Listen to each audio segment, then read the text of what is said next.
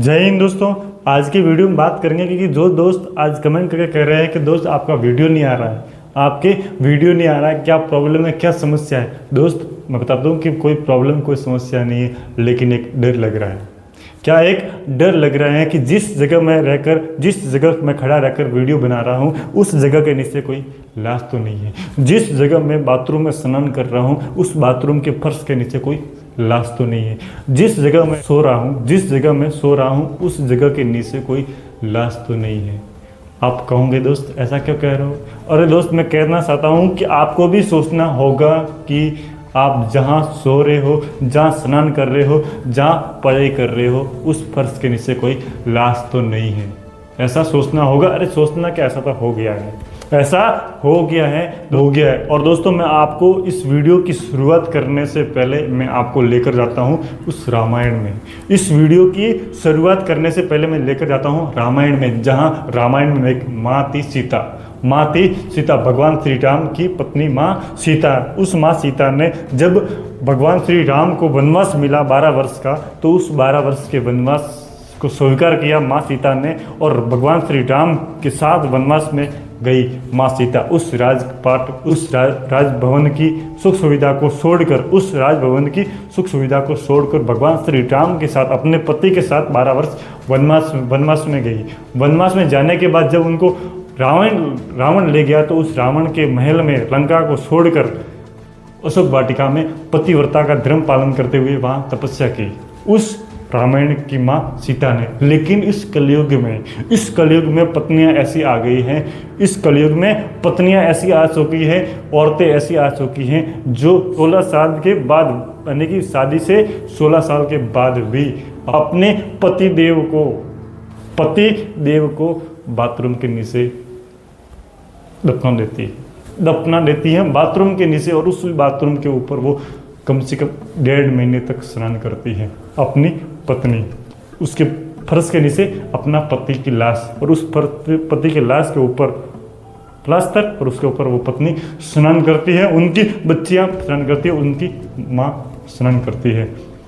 और दोस्तों मैं ये कोई काल्पनिक नहीं कर रहा हूँ, बात जो मैं बात कर रहा हूँ कोई काल्पनिक नहीं है, ये वास्तविकता में है जो बात कर रहा हूँ। 17 मई की रात को आगरा के एक जिले में एक पत्नी ने अपने पति को अपनी मनपसंद खीर खिलाने के लिए खीर तैयार करी।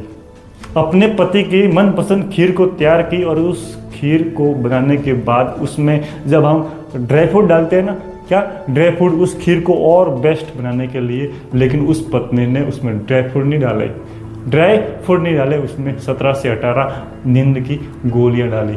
क्या नींद की गोलियां डाली? और नींद की गोलियां कौन सी नींद की गोलियां? जिस नींद की गोलियों को उस पत्नी की सास, उस पति का माँ लेती थी अपने घर में ही। उस जो नींद की गोलियां थी, उस नींद की गोलियां को उस खीर में डाला और अपने पति को खिलाया। और पति धीरे धीरे बेहोश होने के बाद जब वो अपनी सांसों को रोक रहा था, अपनी सांसें खत्म होने वाली थी, लेकिन वो पत्नी यहाँ तक नहीं रुकी। उस पत्नी ने अपने पति का गला घोट डाला। क्या गला घोट डाला? मार दिया। और मारने के बाद भी वो रुकी नहीं। वर्तमान की कलयुग की पत्नी वहाँ भी नहीं रुकी।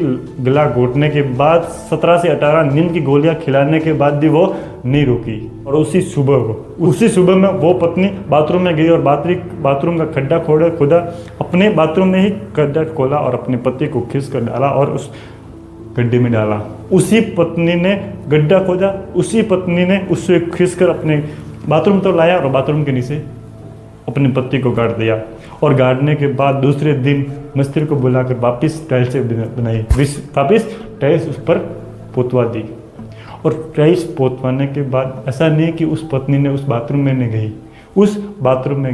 गई। दोस्तों मैं बता दूं कि वही पत्नी 45 दिन तक उस बाथरूम में स्नान करती रही। उसकी बच्चियां भी, उस पति की बच्चियां भी उसी बाथरूम में स्नान करती रही। लेकिन उन बच्चियों को पता नहीं था कि अपने जिस बाथरूम में मैं स्नान कर रही हूँ उस बाथरूम के नीचे अपने पिता की लाश दफन है। उस पत्नी को तो पता था कि जिस बाथरूम में वो स्नान कर रही है उस बाथरूम के नीचे अपने पति की लाश दफन है। और दोस्तों बता दूं कि वही पत्नी जिसने पति को मारा, वही पत्नी जिसने पति को मारा, वही पत्नी अपने पति के लाश दफन करने के बाद वही पत्नी अपने जेठ के घर जाती है। अपने जेठ के घर जाकर कहती है कि जेठ जी, क्या तुम्हारा भाई 4-5 दिन से घर नहीं आया है, 4-5 दिन से घर नहीं आया। और 4-5 दिन के बाद वापस वही पत्नी अपने जेठ के साथ जाती है थाने में और वही रिपोर्ट लिखवाती है गुमशुदा की रिपोर्ट लिखवाती है कि मेरा पति घर नहीं आया है, पता नहीं कहाँ गुमशुद हो गया है। वही पत्नी जिसने लाश को दफनाया, उसी पत्नी ने अपने पति को मारा।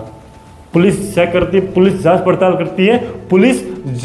पड़ताल करती है, कम से कम कई हफ्तों तक जांच पड़ताल करती है, लेकिन कोई सबूत नहीं मिलता है। और मैं आपको बता दूं कि जब वो पुलिस जांच पड़ताल कर रही थी तो वही पत्नी उन पुलिस के साथ घूम रही थी और वही पत्नी उन पुलिस के साथ घूमते हुए अपने पति को ढूंढने में मदद कर रही थी। वही पत्नी पुलिस के साथ घूमते हुए अपने पति को ढूंढाने में मदद कर रही थी, लेकिन उस पत्नी को तो पता था कि अपने पति हैं कहाँ, अपने घर के बाथरूम के छत के नीचे दफन है। और धीरे धीरे केस ठंडा हो गया, क्योंकि पति तो मिल रहा नहीं था।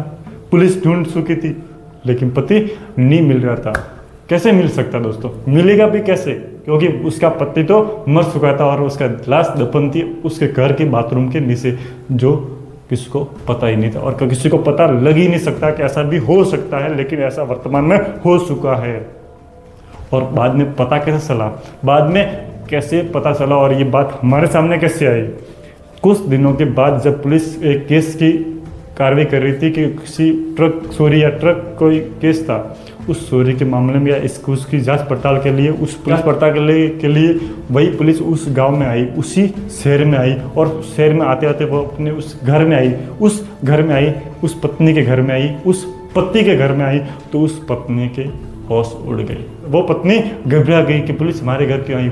पता नहीं उन पुलिस वालों को पता तो नहीं चल गया, पुलिस वालों को पता नहीं चला था। वो पुलिस आई किस लिए थी? उस कार्रवाई करने के लिए, उस ट्रक के केस को सुलझाने के लिए, उस कार्रवाई के लिए आई थी। घर चेक कर रही थी, लेकिन पुलिस उसके घर पे आई और वो पत्नी घबरा गई। और जब पत्नी घबरा गई तो पुलिस वालों को शक हुआ।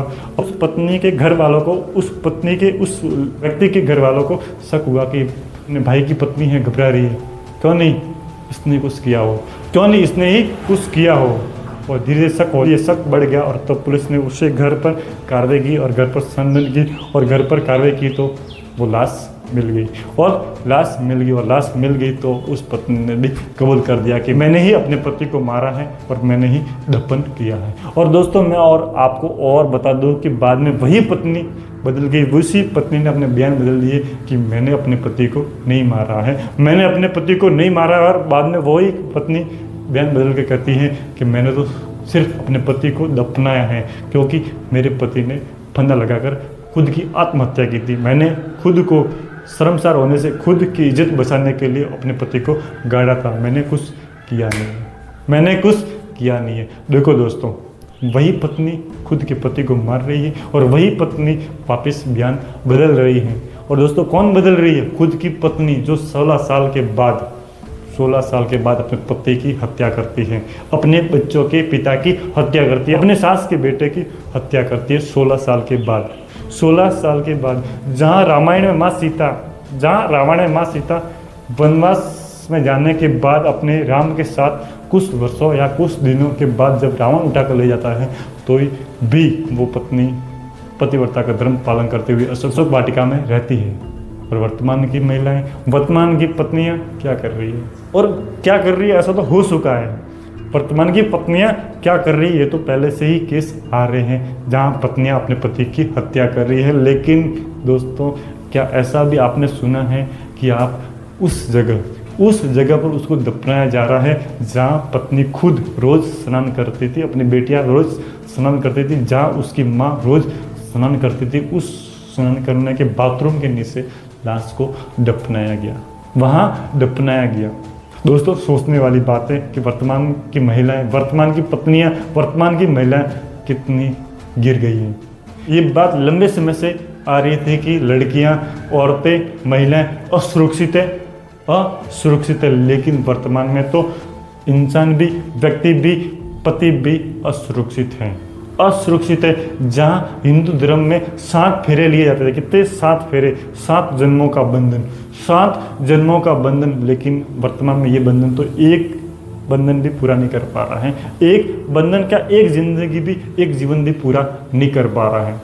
एक जीवन तो क्या, 16 साल 17 साल भी पूरे नहीं कर पाया।